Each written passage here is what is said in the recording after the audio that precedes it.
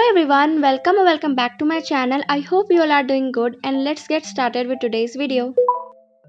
सबसे पहली बात, जब आप लेक्चर नोट्स बना रहे हो तो आप चाहोगे कि जो नोट्स हैं उसमें अच्छा कंटेंट हो, राइट?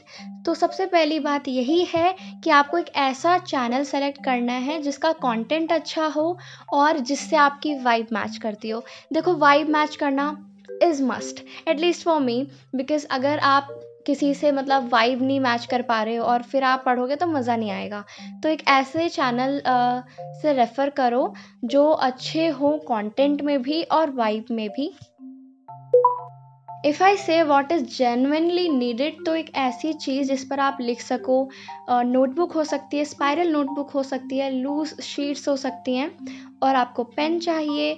ऑफ कोर्स, लाइक यही बेसिक है, पेन और नोटबुक या फिर लूज शीट्स। और फिर आप अपग्रेड करना चाहो तो आप पेन यूज़ कर सकते हो, red pen. For marking important things आप स्टार मार्क बना सकते हो, और pencil, eraser, scale and all that stuff. और ये आप पे डिपेंड करता है कि आप और अपग्रेड करना चाहते हो कि नहीं। I generally use just a black pen for my notes mainly, and spiral notebook and sketch pens for heading. Earlier I used to decorate it, but now I just use the sketch pens and all for heading only. And then when you are free and you are reading your notes, आप दोबारा उनको review कर रहे हो, then you can also use highlighters. तो ये है पहले चैप्टर के नोट्स, और इसमें आप देख सकते हो कि मैंने हेडिंग को थोड़ा डेकोरेटिव बनाया जिससे कि वो स्टैंड आउट करे। So you can also do it, और a simple heading. So the first thing that I do is dividing the pages in half. तो मैं इस तरीके से पहले क्रीज बना लेती हूँ, और फिर using a pen I just make a line to keep it very organised and segregated. And why do I do it? तो देखो, इससे क्या होता है ना कि हमारे माइंडसेट में चेंज होता है। वाई?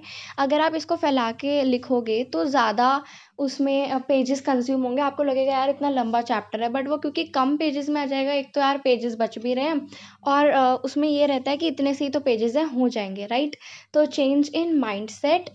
और मैंने ये बायोलॉजी के लिए नहीं किया है, क्योंकि उसमें टेबल्स वगैरह रहती हैं काफ़ी सारी। तो अगर टेबल इस तरीके से बनाओगे तो फिर वो मेसी हो जाएंगे नोट्स। तो टेबल्स जिस चैप्टर में होंगे तो आप उसमें इसको अवॉइड कर सकते हो, otherwise you can use that. जैसा कि मैंने बोला था कि मैं ऐसी हेडिंग्स बनाती हूँ जिससे कि वो स्टैंड आउट करे। So you can do that as well. और ज़रूरी नहीं है कि आपको कैलीग्राफी आती हो, आप इस तरीके से बोल्ड में लिखकर, कैपिटल्स में लिखकर आसपास इस तरीके के डूडल्स बना सकते हो। और मैंने स्क्रीन पर भी कुछ टाइटल आइडियाज़ दे दिए हैं, if you want to try them. और फिर उसके बाद मैं ये सिंबल्स यूज़ करती हूँ, लाइक डेफिनेशंस के लिए सर्कल्स और पॉइंट्स के लिए एरोज़। पहले मैंने सब हेडिंग्स में भी स्केच पेन्स यूज़ करे थे, but now as you can see मैंने सिर्फ हेडिंग में किए हैं।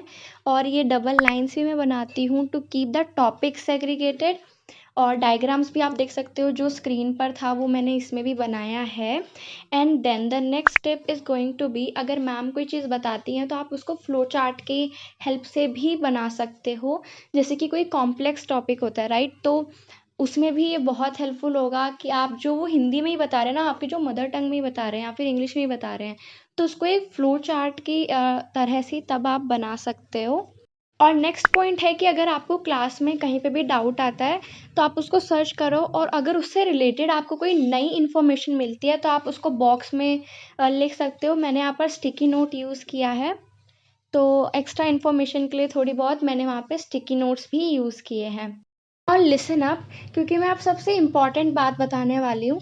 जब भी आप लेक्चर देख रहे हो, तो जैसे कि आप यहाँ पर देख सकते हो, मैंने हिंदी में लिखी है एक चीज़, है ना? तो आप जो भी लेक्चर देख रहे हो, आई एम अज्यूमिंग आप अपनी मदर टंग में देखते होंगे या फिर इंग्लिश में देखते होंगे।